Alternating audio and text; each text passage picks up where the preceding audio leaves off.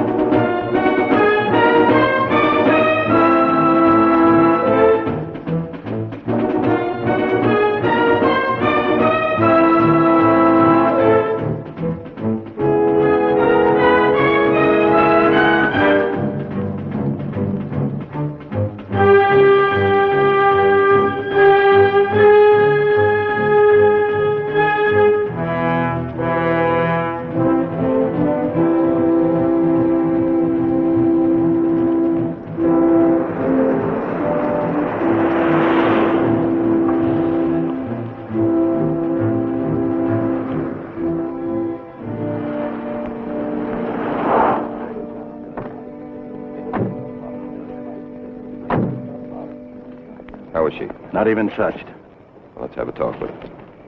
Well, fourth time this week, second in this neighborhood. He never tries anything with her. No, maybe he just wants to scare them. Well, he's doing it.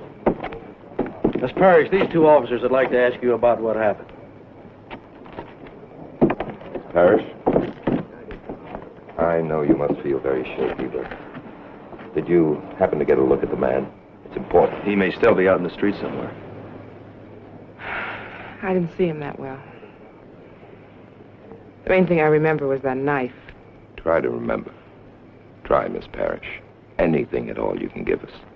Well, he was medium height and kind of heavy set. I think he had reddish hair. Medium height, heavy set, reddish hair. It's beginning.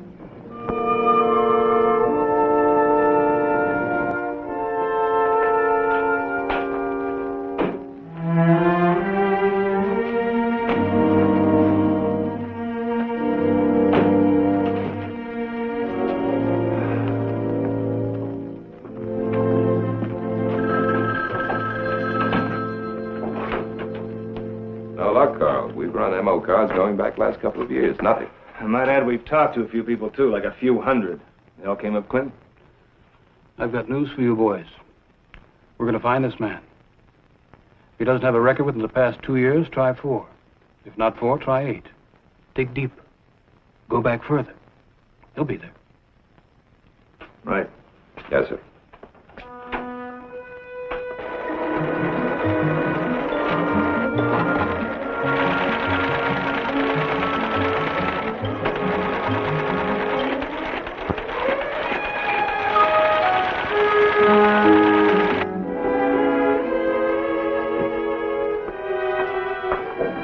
The more cards we run, the more files there are for you to read. Still trying to find a man to fit the measurements? We'll find him. I sure hope so. I'm a girl, and I just... Yeah. We noticed, didn't we, Nick? Yeah, we noticed. Filed it away in our own little computer. What do you think? We wasting our time? The guy's probably an habitual offender. They usually are. Here's one. 5 feet 9.5 inches. Sandy red hair. 210 pounds. Was picked up on suspicion 5 years ago. Was never convicted, though. No, it's something. Oh, there's more. He lives in the neighborhood. Not 6 blocks away from where that Parrish woman was attacked. Martin Burnham. Thanks a lot, Ben. I'll see you in the morning.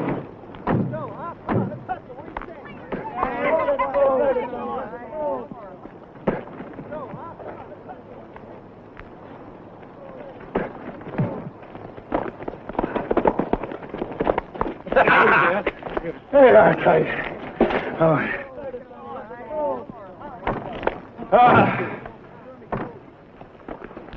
Martin Burnham?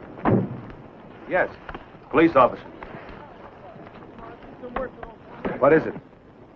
I think it'd be best if we didn't stand out here. Well, I'm not going to have the police barging into my home if I don't know what they want. Well, we're asking you to invite us in. Sure.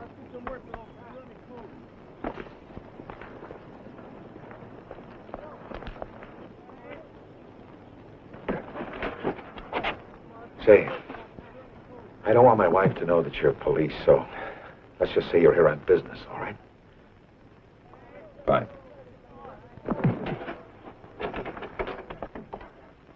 Ellen?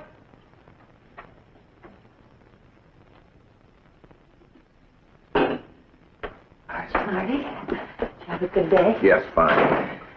Honey, you want to talk some business with these gentlemen? Won't be long. You just go ahead and get dinner. Oh, would you like coffee? No, thank you, Mrs. Burnham. Won't be long. Jump for the rug. My boy uses it for starting blocks when he takes off out of the house. I've talked to him about it. Talked to him. I've told him 1,000 times, don't use the rug to start with. But you know how kids are. Well, what is it? We'd prefer to ask you a few questions first, if you don't mind. Sure. Sure. Sit down. Thank you. Mr. Burnham, you're a riveter at the Merwin Block Construction Company at 7th and Ardmore? That's right. I'm glad you didn't come down on the job. Policeman on the job, that would have really done it. You ever been arrested? No. Never? No, I have never been arrested. You were arrested 5 years ago, Mr. Burnham. I have never been 5 years... Well, I think I know what you're talking about, but you got the wrong words. I was picked up for questioning 5 years ago. You were arrested, Mr. Burnham. You were picked up and booked. That was a mistake. We know that. You were released, weren't you? Well, that's nice of you to say it that way. Look, you were the ones that were wrong, not me. Let's relax, Mr. Burnham. Look, you were the ones who should be ashamed, not me. No one's asking you to be ashamed. Why don't you come in and throw this in my face like that? You accusing me of being a thief or something? Do you remember what the charge was? I recall what the charge was. Some crazy woman accused me of robbing. No, snatching her purse. I think that was it. That was not the charge, Mr. Burnham. After all these years, I figured it was all forgotten. You know what the charge was, Mr. Burnham? It was a morals offense. Technically, suspicion of assault to commit great bodily harm. It was a mistake. You understand that? It was a mistake. Look, let me tell you what really happened. Mr. Burnham, we haven't got time. But you brought this up, and you're going to hear what happened. Now, this woman brought this ridiculous charge, and then you people picked me up in the street, and you took me down to the... and you booked me. And then she just dropped the charge, that's all. Just didn't even come down to see me. She just dropped the charge. She didn't even have the guts to come down and identify me. And now, after 5 years, you come in here and you tell me that I've got a record as a sex offender.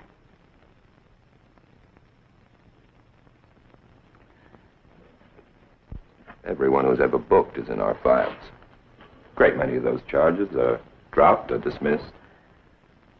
Why didn't that woman come down and tell them that I wasn't the man? So at least now you remember the event more clearly. I remember the event. So what?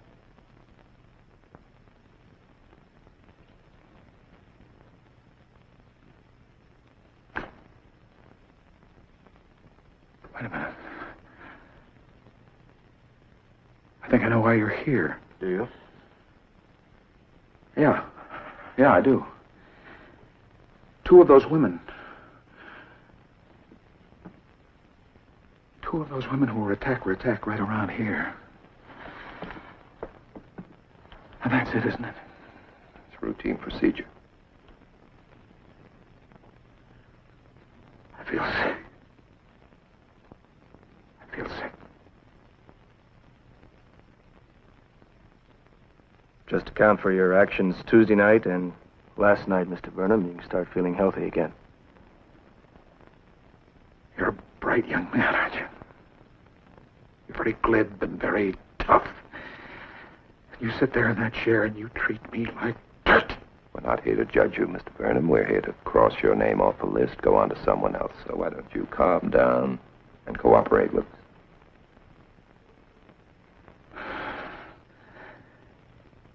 All right.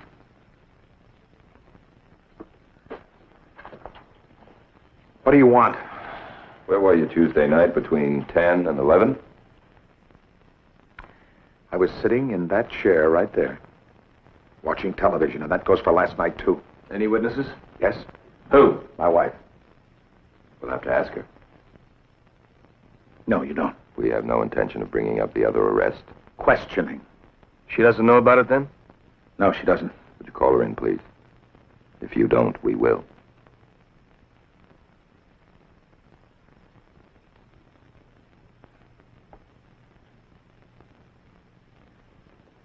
Ellen, would you come in here a minute, please? Your car is parked out front. Is police written on the side of it? You gentlemen change your mind about coffee? Ellen, I want you to tell these gentlemen where I was last night. You were home, what? And Tuesday night? Well, you were here. All right, now that you know, would you get out of here, please? Mrs. Burnham, what were you doing Tuesday night between 10 and 11? Well, I can't tell by the hours. I was reading, and then we went to sleep early. You alone or both of you?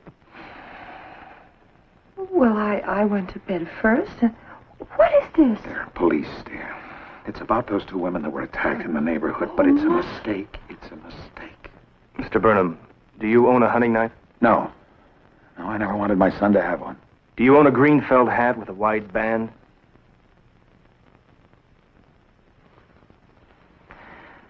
Yes, I do. How about a dark blue jacket? Yes, I do.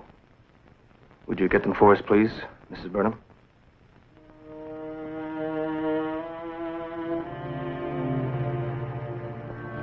You know, Mr. Burnham, you made this much more difficult than necessary.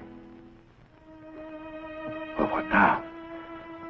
Well, we'll have to take you to headquarters for a while. For questioning. You'll be back shortly. Her husband may be able to assist us. He's coming with us of his own free will. Yes, that's right, honey. It's just a mistake. I'll be back in a few hours. Don't tell Jerry. All right, Tom. Don't call anybody, I won't. please. Marty? Marty?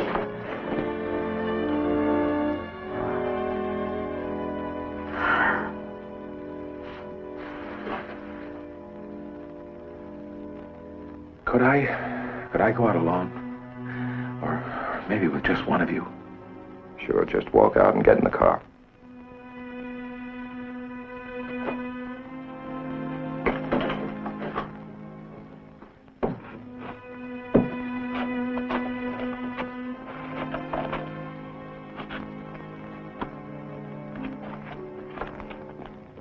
Thank you. He cares a lot about what people think of him. Yes, he's frightened. You shouldn't do this to him. You're humiliating him. I have no choice.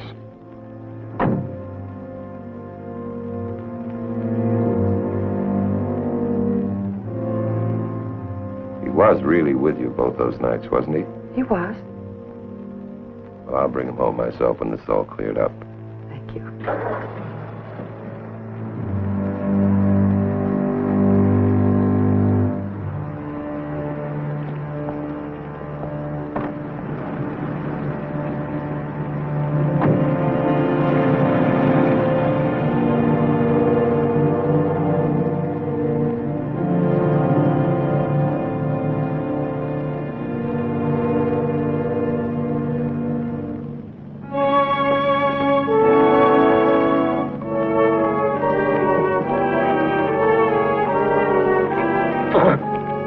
Hold on, Mr. Burnham. It's not that bad if you're innocent. Isn't it?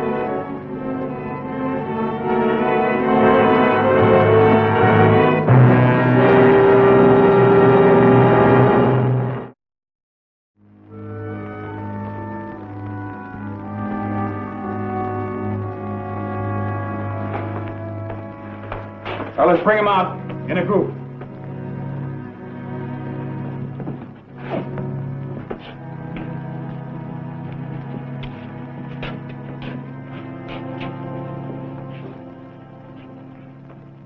Number 4, face front. Number 2, will you take off your hat? Number 5, keep your head up. Number 1, take a step forward. Ladies and gentlemen, if you recognize any of these men, please remember their numbers.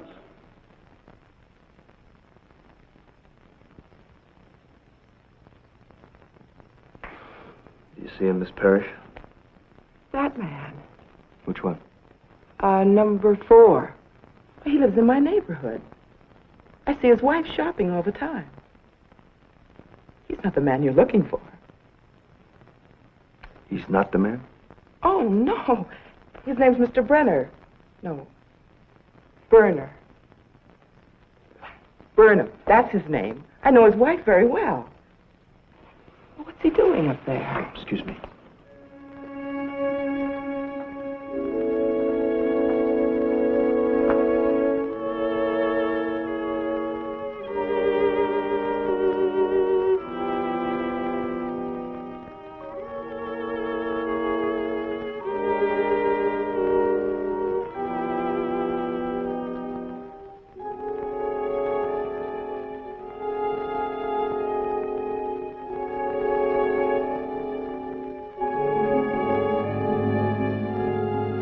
Number 4, step off.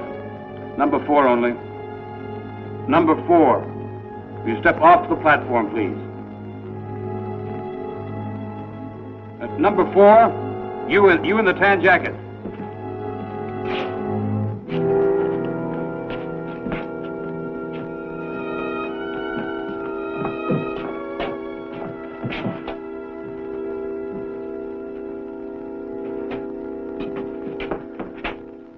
Cleared. It's over? All over.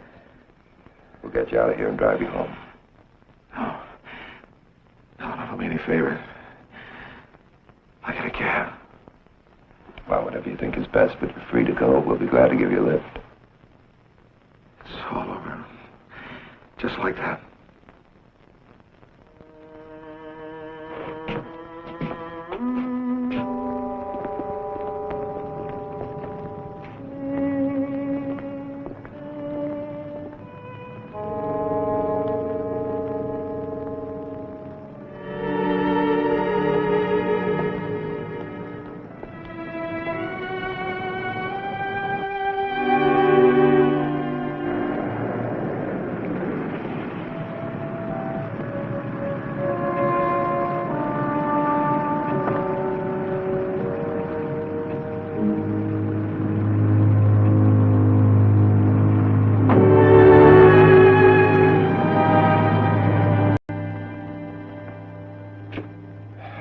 Goes. I wonder if we were too rough on him. He sure was a sensitive guy. Took it all to heart. After all, anybody could be a suspect. No, sometimes it's not what the law accuses a man of. It's what he accuses himself of.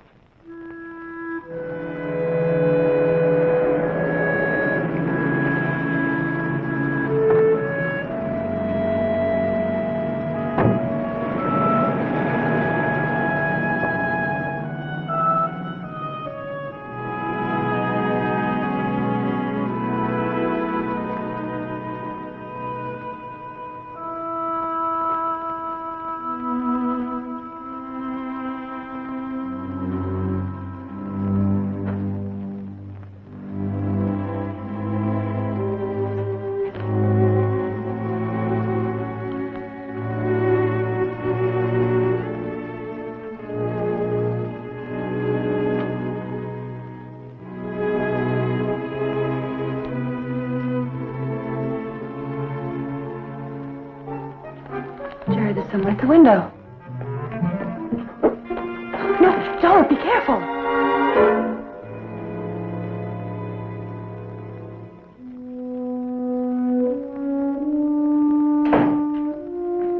no one there, Ma. It was just your imagination.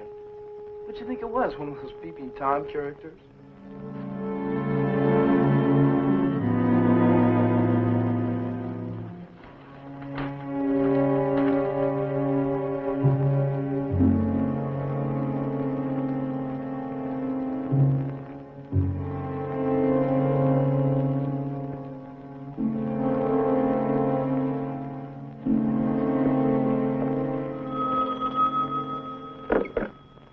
Sergeant Anderson. Yes, hello, Mrs. Burnham. How long are you going to keep my husband down there? You promised this would be over by yesterday. Oh, we're not keeping him. He was released last night. Are you trying to tell me he didn't go home? Last night? What time? 9:45. We offered to bring him to the house ourselves, but he insisted on a cab. He was upset. Well, where would he go? Relatives, friends. Maybe he needed the day to be alone. Pull himself together. Oh, no, he would have phoned me. He knows I'd worry. What happened to him at your police station? What did you do to him?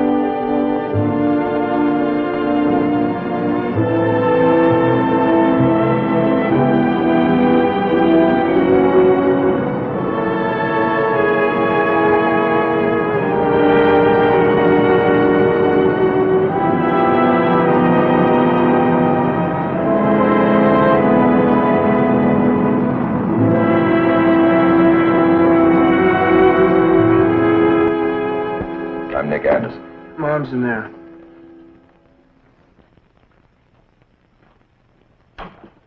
No luck. No. So far.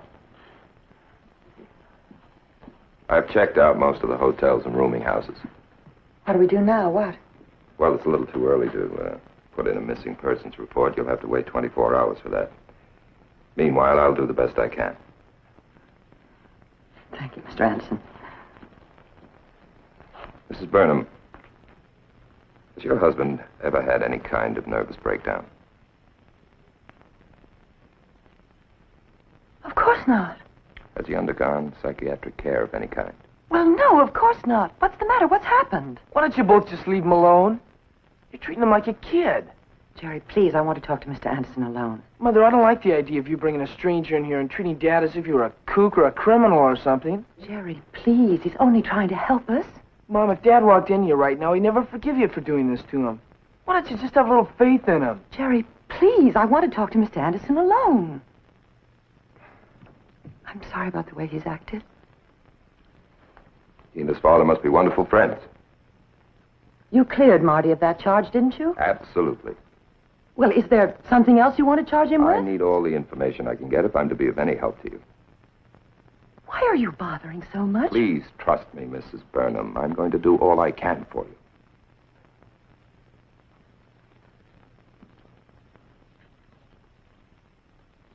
Mr. Anderson? Yes? Yesterday in this room, you thought Marty looked guilty, didn't you? I did? Well, it's you who look guilty now.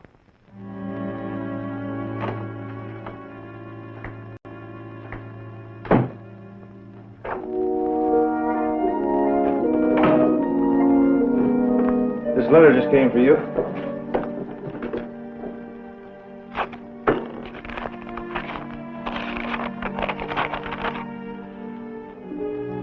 It's from Burnham. Dear Mr. Anderson, you did a good job. You should be proud. Maybe you'll be prouder next time you hear about me. Martin Burnham. I don't like it. Why is he writing to us?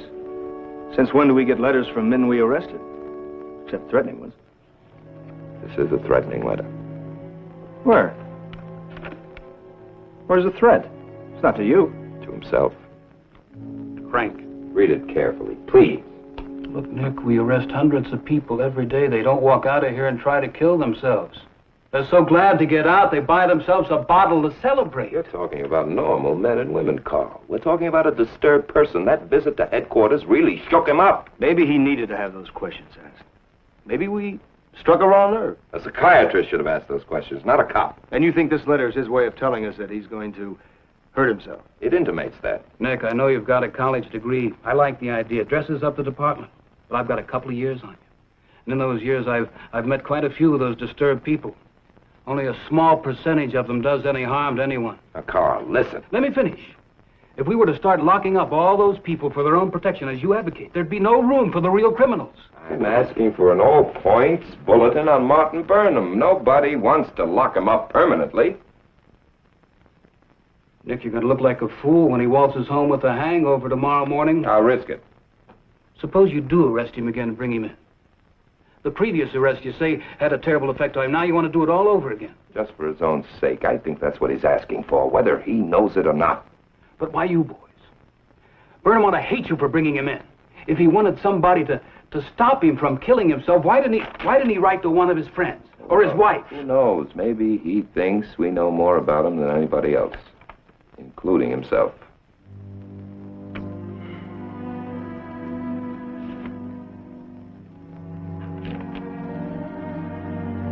All right. You think I want it on my conscience if he jumps in front of a bus? Pick him up.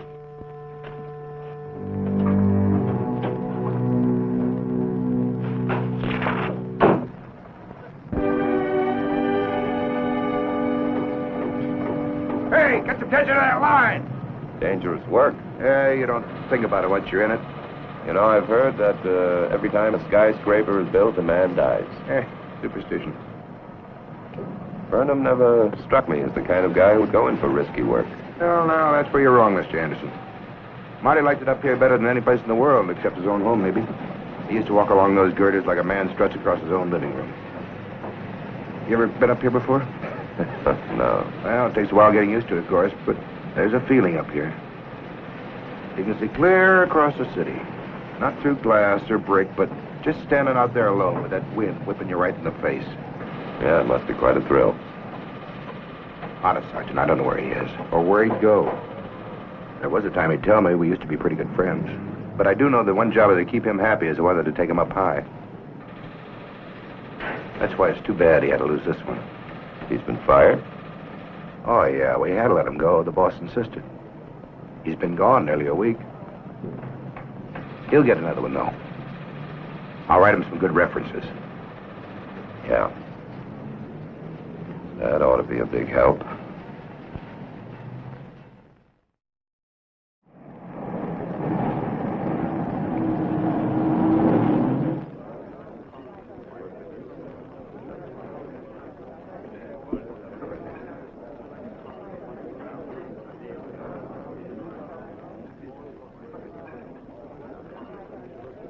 What are you picking the ball game today, Nick? The ball game? Oh, UCLA. UCLA. I'm talking about the Dodger Giant game.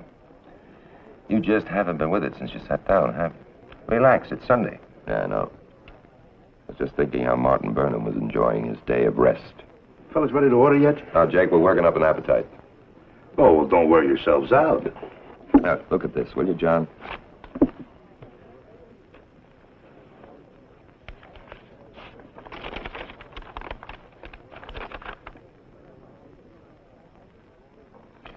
You know what I think, Nick? I think you ought to forget it.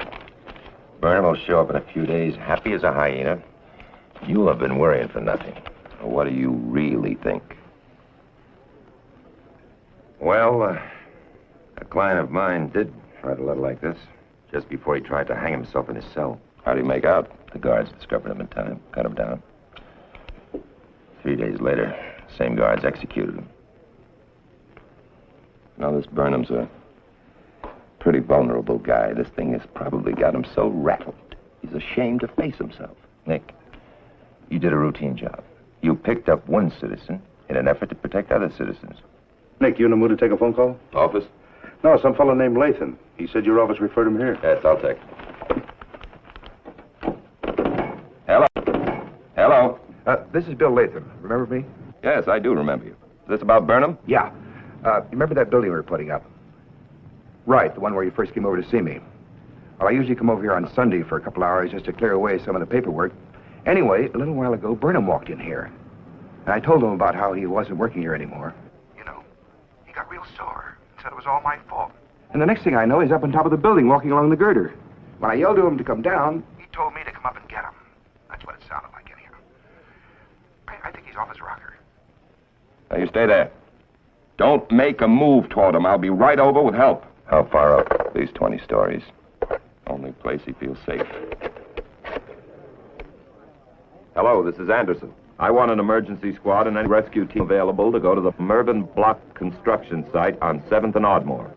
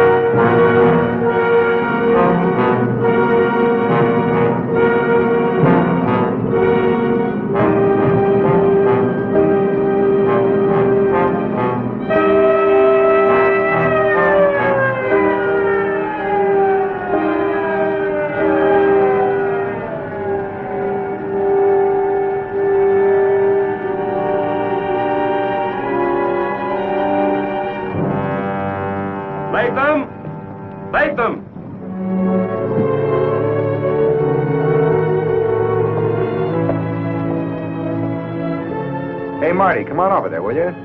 Stay there. Latham! Up there. I can't see.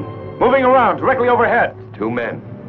Come on, Marty, please. Come over there, will you? Stay there. Don't come near me.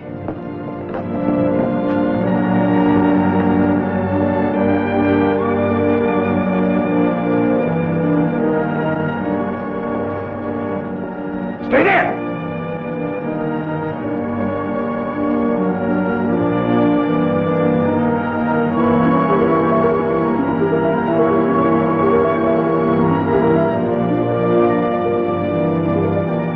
Come on, Marty, please.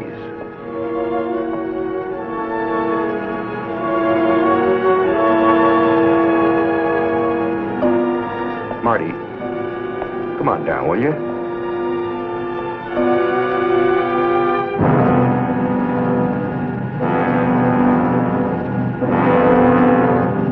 Burnham and Latham, all right.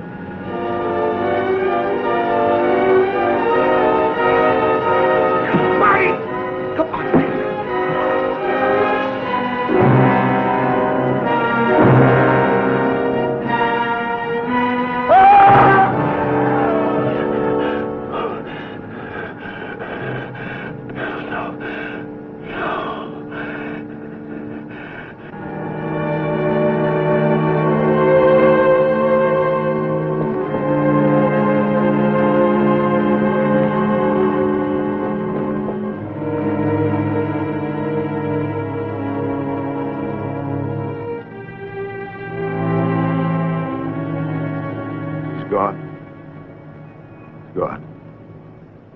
Yeah, he's gone. You pushed him over. This man's in a state of shock, Lieutenant. I think he knows what he's doing. Marty, your friend died trying to save you. You understand that? He died trying to save you. Why didn't you leave me alone? You came up here to attempt suicide, didn't you? Didn't you? I killed him. I did it. Come on, Nick. Let's bring him down.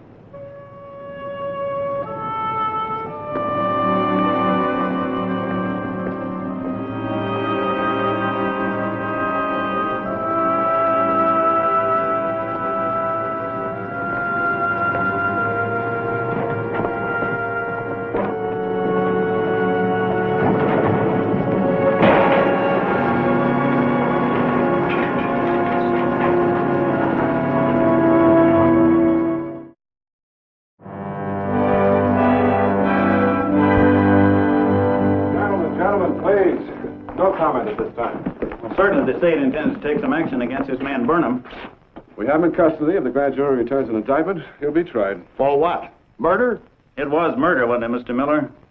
Oh, now that remains to be seen, gentlemen. Now, what would you call it when a man is pushed off a 24-story building with a half a dozen police hanging around? No comment.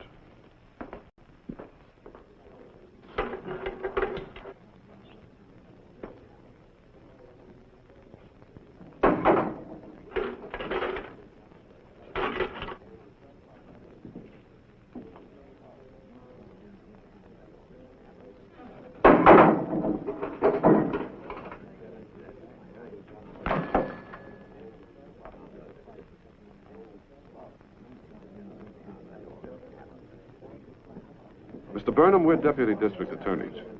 This is Mr. Pine. My name's Miller.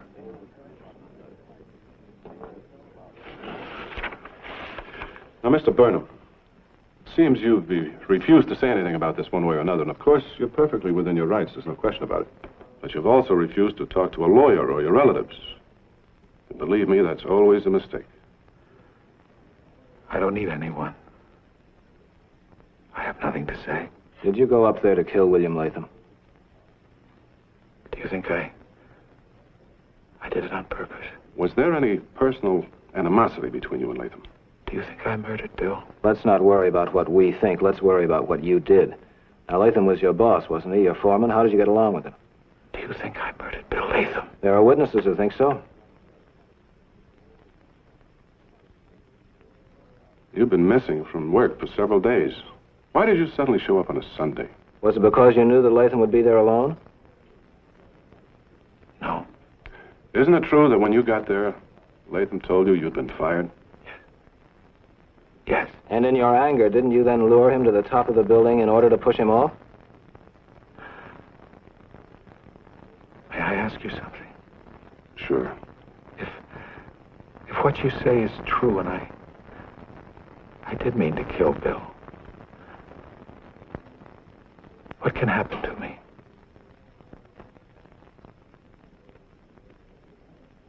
You could be convicted of murder in the first degree. Premeditated murder. Martin.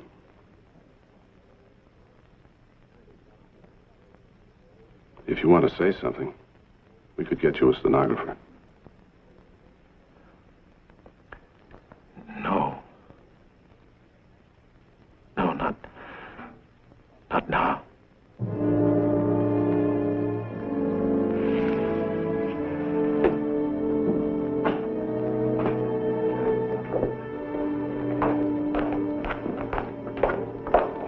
Mr. Burnham, we won't be in the market for your cooperation much longer.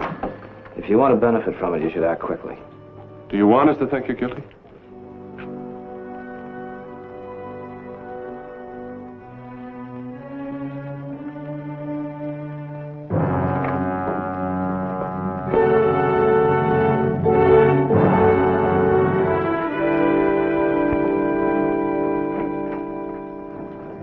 Janet, is Mr. Egan in? No, he's working with a boys' club at the youth center today. Something I can do for you, Nick? No, thanks, Mitch. I have to see John right away.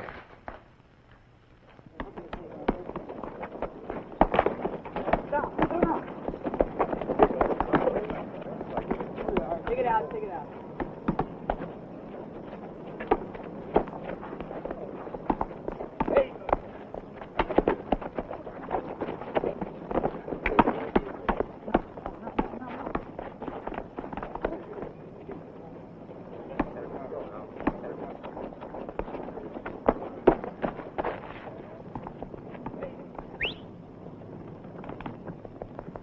Hello, Nick. Come down for a workout? I think you know why I'm here.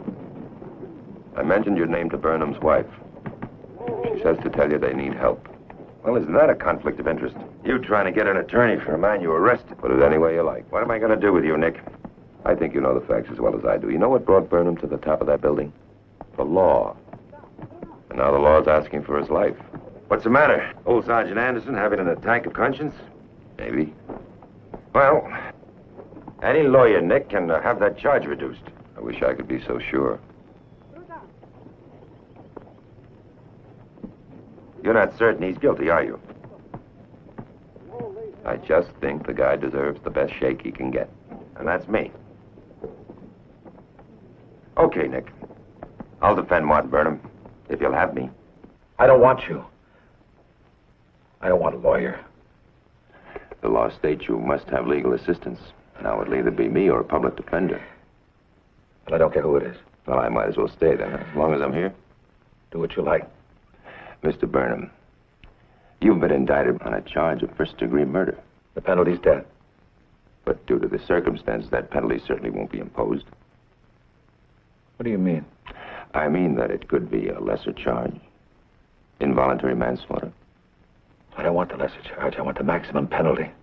You mean you want to die? You'd be using the law as a tool to commit suicide. Mr. Egan, I killed my friend. I pushed him over and I watched him fall. It should have been me. I shame my family and I shame myself. Now you get out of here. Don't try to... All right. All right. Bring in a dozen psychiatrists if you like. It's always the same report. Martin Burnham was fully aware of the nature and consequences of his act. Legally sane, legally responsible. Well, I don't think a man ready to kill himself is able to evaluate between right and wrong. That's true, but what proof have you that he ever intended suicide? He's looking forward to the gas chamber, Jerry. He'd drop those pellets himself right now if he could. Oh, come on now. He's not going to see the gas chamber. No one wants that. Martin Burnham does. Oh, That's insane. You were about to say it. Well, it's not his decision to make. There's a judge and jury to contend with. Well, you see how generous they are when he gets finished with them. Jerry, he'll say anything, do anything in court to be convicted. What do you want me to do about it? Reduce the charge to manslaughter now. All right, but can you get your man to plead guilty to it? Can you get him to accept a lesser plea? No. Can you keep him at the witness stand? Oh, I can't. He's got a right to testify in his own behalf. Of course he does. And what's he going to say on the stand under my cross-examination? I'm glad I did it. I meant to do it. Meanwhile, I've asked for a lesser plea. You know how that's going to make me look? Huh.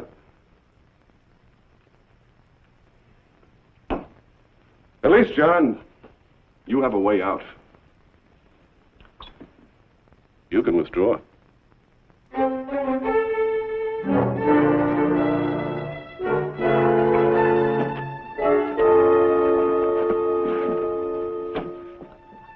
See you in court, pal.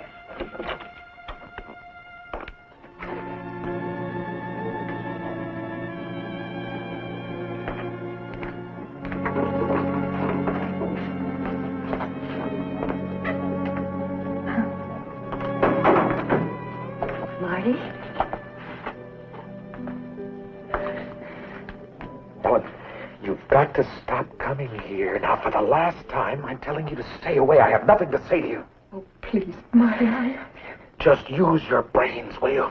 Like your son, and stay away. Oh, please, Jerry loves you. He loves you. You're his father. And here there's a glass between us because I couldn't let you touch me. Do you understand that I'm dirty? I'm not clean, Ellen. Marty. Men like me should be exterminated. No, Marty, please, I love you. Listen to me. The night they put me in that lineup, I suddenly realized there was a bright light. It was all darkness, but I could see me out there, Ellen. I could see something that looked like me, and it was moving around deep inside me, had been for years, but I'd been pushing it down. It was dirty and unclean, Ellen. It's me, Ellen. It had my face. It was me. No! God! Please! I love you, Marty!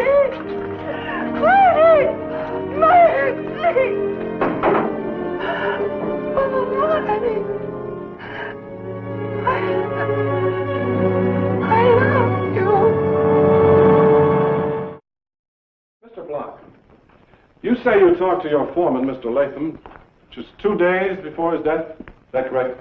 Yes. What was discussed? He said that Martin Burnham had been acting strangely. He'd been missing from work without explanation. And what did you decide to do about that? We agreed it would be best to let him go. We? Now, was this your idea or Mr. Latham's? Well, as I recall it was my suggestion. I felt that Burnham needed a rest. This construction work is a dangerous business. Oh, yes. It's very obvious what a dangerous business it is. A man is dead, and he died a most horrible death. Objection. The prosecutor is dramatizing the testimony. I withdraw the remark, Your Honor. Mr. Block, was Martin Burnham ever considered for promotion by your firm? Yes, he was several months ago. And was he promoted? No. And why not? Well, the promotion went to Bill Latham instead. I felt he was better with the men. And did Martin Burnham ever communicate his feelings about this to you? Yes, he came to see me. He was very bitter. He said he thought he deserved the promotion and indicated that he felt cheated. Cheated? Cheated by William Latham? Yes, those were his words. Now, less than 5 weeks after William Latham allegedly cheated Martin Burnham out of this promotion, Martin Burnham was fired by William Latham. Is that correct? Why, yes. And when Martin Burnham learned from William Latham that he lost his job, he struck out and he killed. Objection, Your Honor. Sustained. I don't want to warn you again about such remarks, Mr. Miller. I have no further questions for this witness.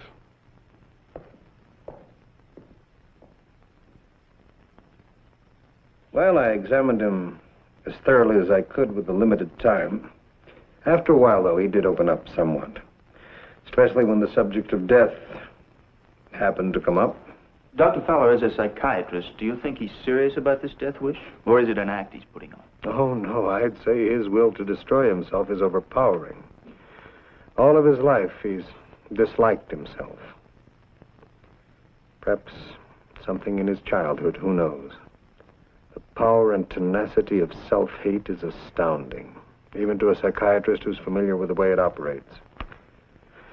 Anyway, he spent his life apologizing for mistakes he never made. Would you say that Burnham's case is unique? John, there are thousands of people with similar problems and worse walking the streets. Going to work, making a living, adjusting, having a family. But Burnham was set off like a time bomb when he was pulled in by that police lineup last month. Thank you. That arrest triggered all of his guilt feelings. This was proof to him that he'd been hating himself for good reason. The man was innocent, and he still felt so guilty. And like most of us, he had a certain amount of suppressed sexual desire, which to him seemed much worse than it really was. Well, all of these things preyed on his mind until they brought him to the verge of self-destruction. But would he have gone through with it? If left alone, would he have jumped? That I couldn't say. How about now? Would he kill himself now if given the opportunity? In my opinion, yes. You see, the irony is that now he feels he's taken a life. Now his guilt is not imaginary any longer, it's real. Fortunately, he won't have the chance locked up. On the contrary, Doctor, I'm afraid now he has a better chance than ever. He was afraid there was going to be trouble. Mrs. Latham, were those his exact words? He said he was very worried about Marty, that he didn't know what to do about him. Then he mentioned something about Marty's losing his job. Mrs. Latham, was this that Sunday morning, the Sunday of your husband's death? Yes. And then your husband left the house to go to the construction site, as he was in the habit of doing every Sunday. Yes, he always went in for a few hours. He was new at the paperwork. He'd only been foreman a few weeks. Yes. So, Mrs. Latham, anyone who had worked with your husband would know that he would be at the building on Sundays and alone. Yes, they would have. The defendant would have known.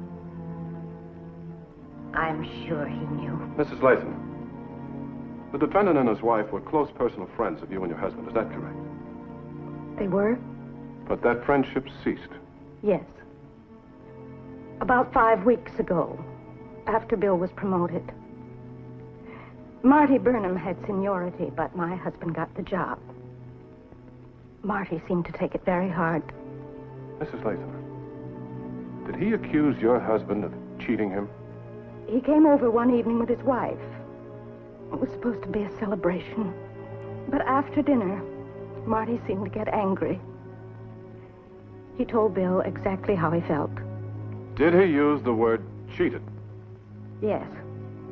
Mrs. Latham, what else did the defendant say to your husband that night?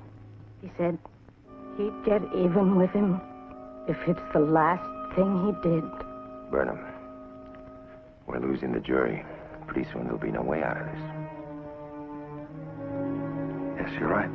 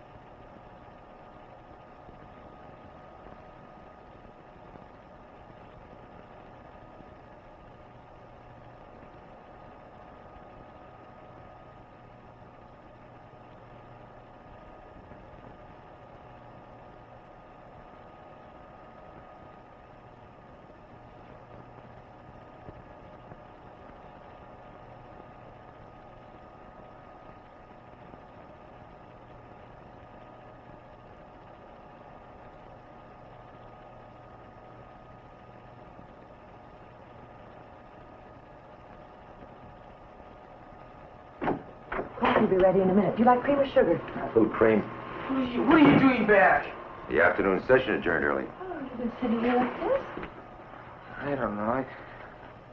I don't even want to look at it anymore. Don't turn it off, son. You refuse to come to court with your mother, yet you stay here and run these old films? Why, Jerry? Tell me why. Why don't you just leave me alone? That's the same man who's on trial for his life. A little older now, some gray in his hair, but still the same human being. Well, what's it to you?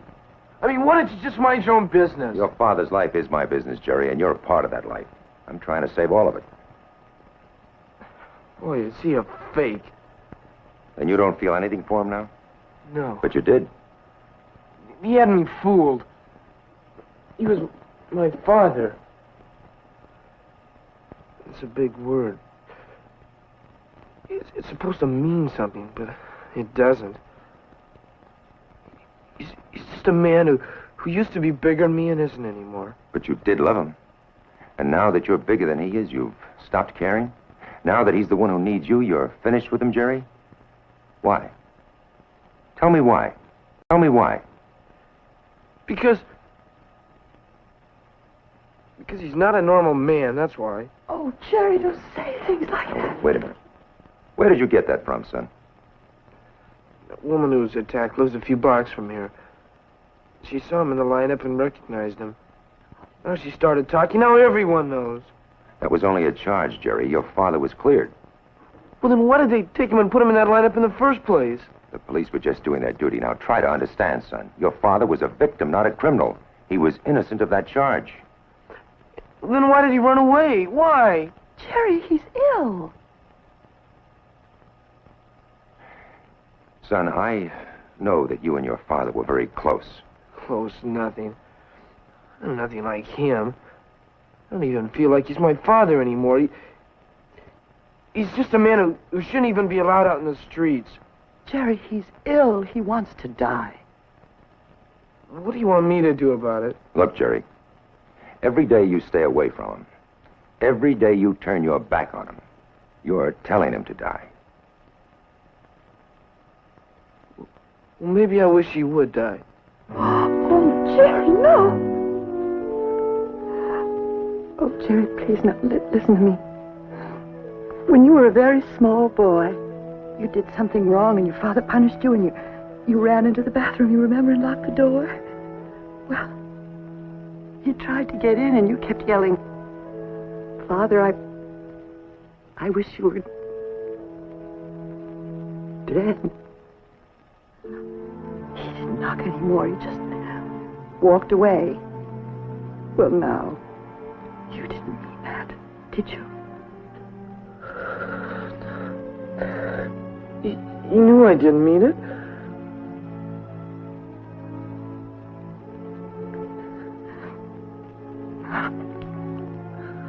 Well, you don't mean it now, do you? No.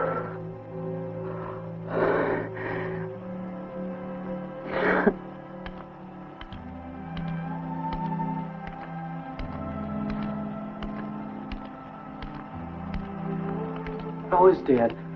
How did it go today? 2 police officers testified they saw your father push Bill Latham to his death.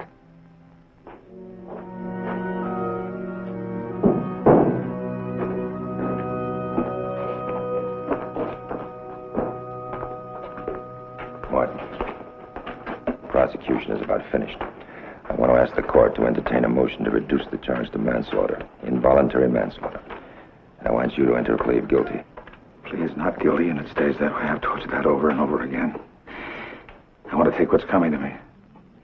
Please rise.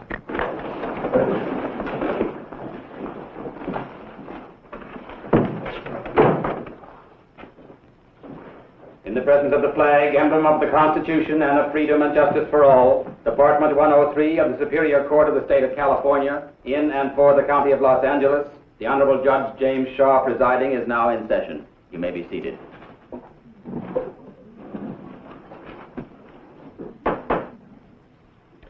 Case of the People versus Martin Burnham. Mr. Miller. Your Honor, the state has no further witnesses. We rest our case. Mr. Egan.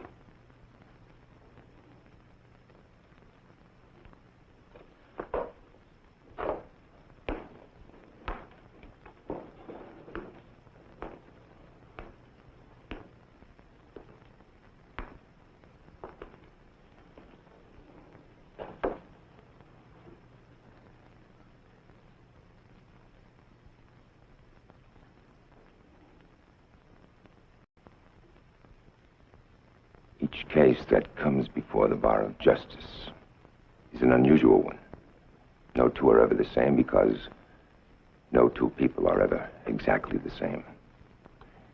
But in the case of Martin Burnham, we have a man whose social predicament is so bizarre and so frightening that it truly taxes the normal powers of belief. For Martin Burnham is a man intent upon self-destruction. He tried suicide, as we shall prove. When this attempt failed, it only led him to a situation more terrible than the one from which he initially sought to escape. We shall prove that Martin Burnham never intended harm to anyone but himself. We shall show that the death of William Latham was an accident, a tragedy in the true sense of the word. We shall show that here in this courtroom, Martin Burnham is attempting to atone for that death, that he has appointed himself his own jury, that he has passed sentence upon himself, and now he asks this court to carry out that sentence, to become a party to his own death wish. Your Honor, what Mr. Egan is saying are all lies. He's not being honest. The defendant will take his seat and remain silent. Maybe you're supposed to be looking for truth here. Mr. Egan doesn't want me to take the stand. And I want to take the stand and tell the truth. If I don't, I know it will be held against me. Order. Take Your Honor, you're supposed to want to know the truth here. Well, I want to tell the truth. Order in the court.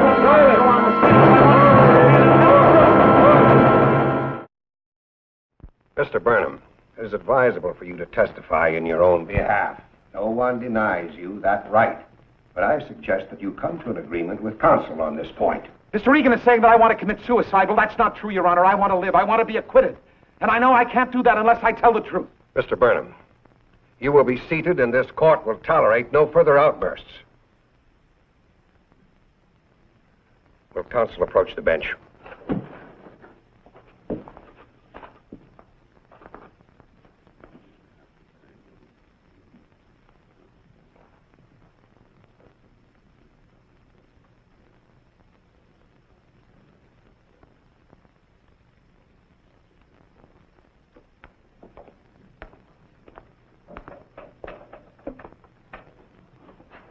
You've done enough damage.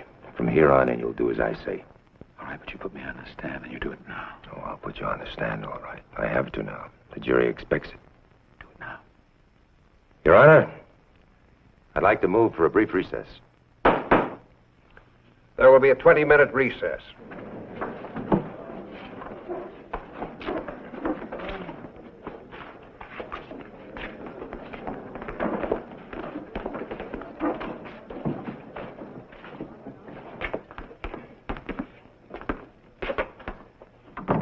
If you're trying to drive me off this case, Mr. Burnham, it's no dice.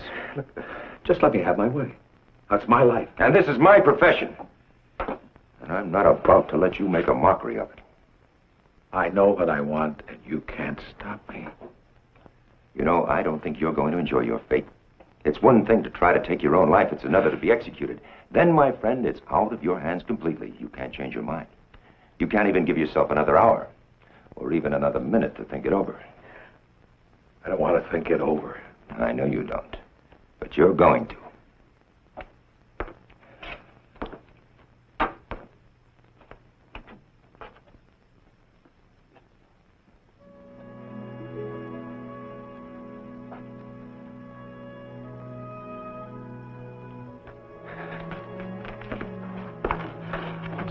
What's he doing here? I don't want to see him. How do you feel, Dad? Who made you come here, Jerry? No one made me come. I want to talk to you. I knew this would happen. You'd see me like this. I didn't know how long it would take, but I knew it would happen. What do you mean? Dad, what's the matter? You didn't know I was afraid of you, did you, Jerry?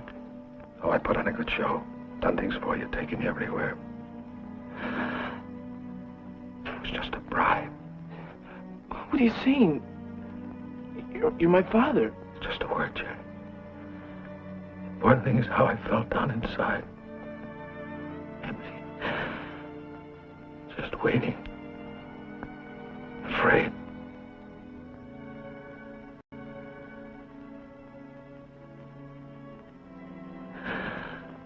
Jerry, I was afraid of you before you were born, when you were still in your mother. I was afraid that you'd one day look at me just the way you're looking at me now. That's why the kisses. And the presents, because when you really saw me as I am, you wouldn't turn away from me. But I love you. I'm a part of you. Don't be a part of me. Don't be a part of me. Be a part of me.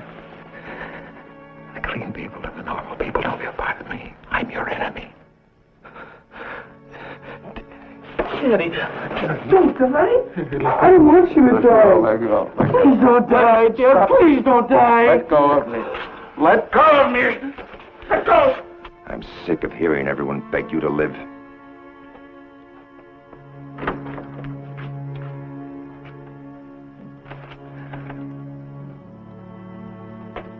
Take care of him.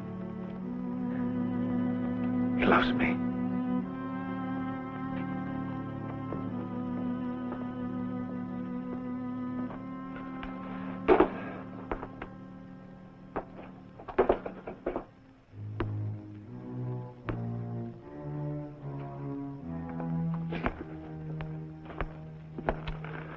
Well, Irish, what are you going to do? Put him on the stand as he insists. What do you want to do? My job, as best I can. You believe he's a murderer? I believe he's a very sick man, but my opinion seems to be contrary to most of the testimony. But you do accept that he wants to be convicted. Look, if he'd only make the slightest move to defend himself, it'd open a door for all of us. I didn't reach him in there. But maybe I can understand, with your help. What can I do? Do, nothing. Isn't there a name for that? It's called, justice.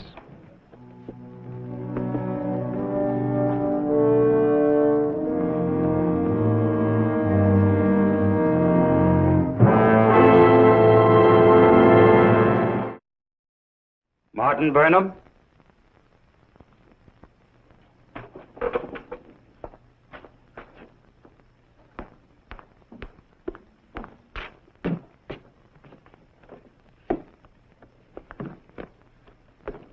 Do you swear the evidence you shall give shall be the truth, the whole truth, and nothing but the truth? I do.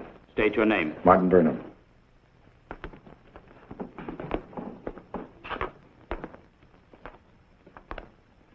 Mr. Burnham, were you present when William Latham fell to his death? I was. Where did this take place? Top of a building. The address has been established. Can you explain to the court what you were doing atop that building on a Sunday afternoon? Isn't it true you went up there with the thought of committing suicide? No, sir. That is not true. Well, surely you must have had some reason to go up there. Well, you see, I used to work there, and I like it up there. What was William Latham doing up there? I don't know that. But you didn't lure him up there, did you, Mr. Burnham? You mean, did I want him to come up there so that I could push him off? Yes, that's what I mean.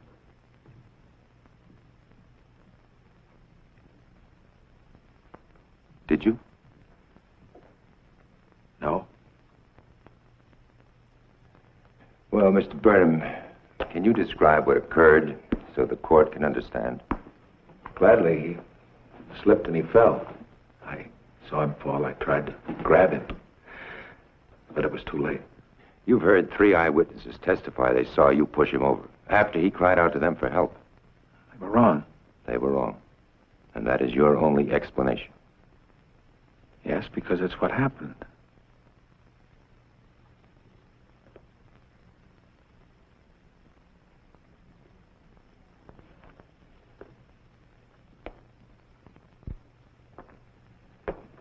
Mr. Burnham, did you ever write a note to Sergeant Anderson of the police department?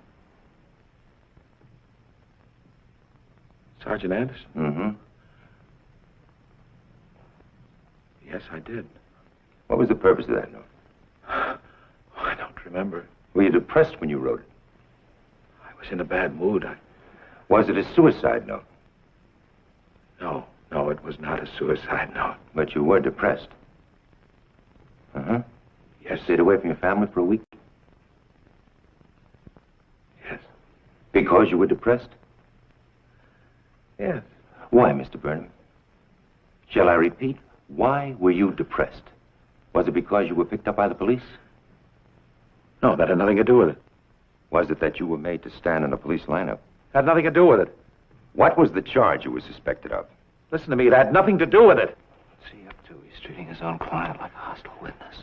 I want to hear this. Were you depressed because you were fired from your job? You didn't want to tell your family? Yes, that was it. I was fired from my job. After 11 years, I was fired. So you wrote a desperate note to Sergeant Anderson because you were fired? Yes. Wait a minute, Marty. Your timing is off. You wrote that letter on a Tuesday. The decision to fire you wasn't made until the following Friday. I would like to hear from the district attorney as to whether or not this line of questioning should be pursued. Please the court, at this point in the examination of the defendant, the prosecution has no objections.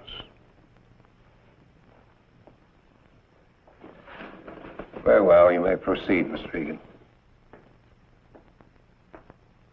I knew I was going to be fired in advance. I knew that in advance.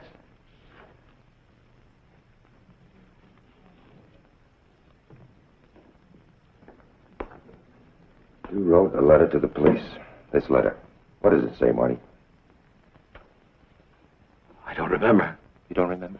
Well, let's go back. You were picked up by 2 detectives on a Monday afternoon. Now, what charge did they suspect you of?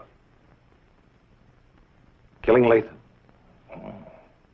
So you were put into a police lineup to be identified as the killer of Latham? Is that correct? Yes, but then they let me go. But you didn't go home.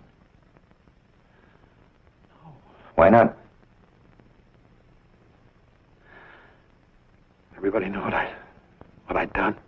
What had you done, Mr. Burnham? Latham wasn't killed till the following Sunday.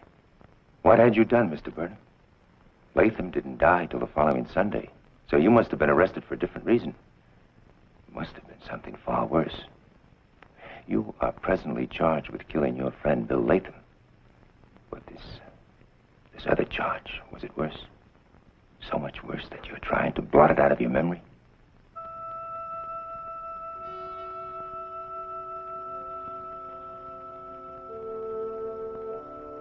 Shouldn't have let me go. I was guilty. Guilty of what? Things. Things? Things worse than killing Bill Latham? Yes.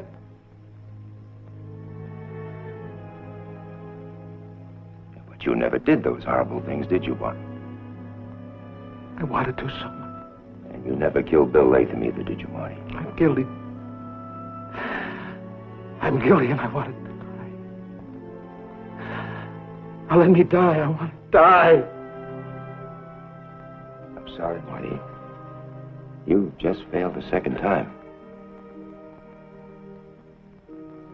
Your Honor, I think we've all witnessed enough. I contend that Mr. Burnham is incapable of continuing. I think it necessary to record that the actions of the defense and of the prosecution in this situation have been most irregular. Nonetheless, I will see counsel in my chambers. The witness will step down. Court is adjourned until 10 o'clock tomorrow morning. It's over, Marty. It's all over. I told them I was guilty and they heard. They heard you. And you said it far better than I could. Come on.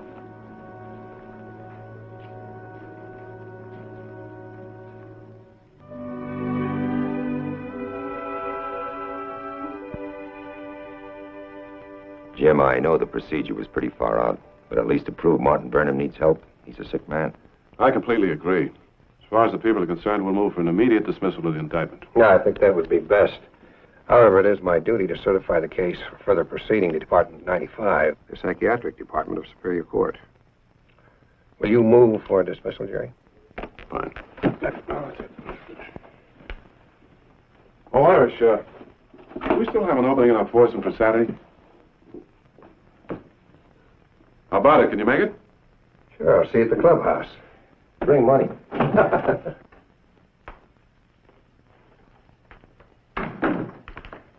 Hello, Nick. Well, what's the score? That's all over. We're going to ask for a dismissal in the morning. Case has come full circle. The law got Martin Burnham into a jam. Now the law's getting him out. Call it a draw, Nicky. How about some dinner? Why not? Whose turn to pick up the tab? Yours.